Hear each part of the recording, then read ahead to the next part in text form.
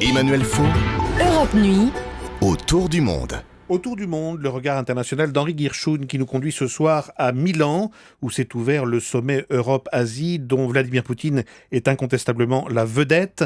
Un forum économique qui rassemble les dirigeants de 50 pays, mais qui sera largement dominé demain par la rencontre entre le chef du Kremlin et son homologue ukrainien Petro Porochenko. Faut-il y voir, Henri, le signe d'un réchauffement des relations avec la Russie ?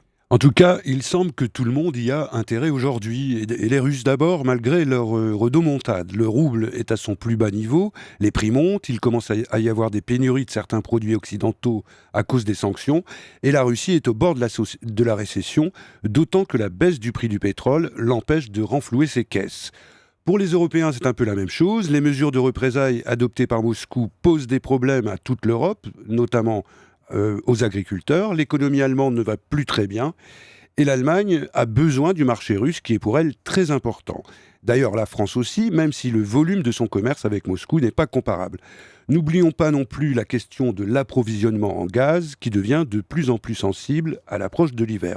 Et il y a aussi l'affaire irako-syrienne, la lutte contre le groupe État islamique. Là encore, les Occidentaux ont besoin des Russes, non pas pour qu'ils se joignent à la coalition internationale, ça c'est pas possible puisque Moscou soutient le régime de Damas et s'oppose par principe à des frappes en Syrie, mais pour obtenir une sorte d'abstention bienveillante ou si vous voulez une sorte de neutralité et même de l'aide. C'est d'ailleurs ce qui est ressorti des rencontres cette semaine à Paris entre les chefs des diplomaties russes et américaines, avec l'annonce d'un partage du renseignement et le rappel qu'il y a aussi beaucoup de combattants d'origine russe, des Tchétchènes pour la plupart, dans les rangs des djihadistes. Ça fait beaucoup de raisons, Emmanuel.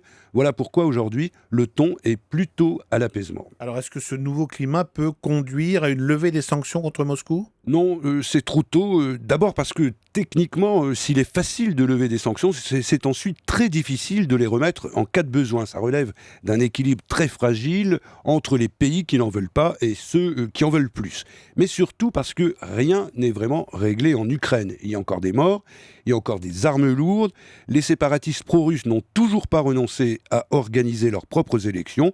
Alors c'est vrai que Poutine vient d'annoncer le retrait des troupes russes de la frontière, mais ce n'est pas la première fois qu'il le dit. Et en réalité, chacun se demande s'il veut vraiment mettre fin au chaos en Ukraine ou s'il cherche simplement à faire baisser la tension pour gagner du temps. Finalement, on ne sait toujours pas ce que cherche précisément le président russe. Et oui, ça reste le grand mystère. Il est maître dans l'art de souffler le chaud et le froid. Ce matin, par exemple, il est à Belgrade où il lance de violentes accusations contre l'Amérique. Ce soir, il dîne à Milan, sans doute pour se présenter en homme de paix et de compromis. Mais pour combien de temps ? Méfiance, méfiance. La reprise du dialogue entre la Russie et l'Ukraine dans le regard international d'Henri Guirchoun. Merci Henri.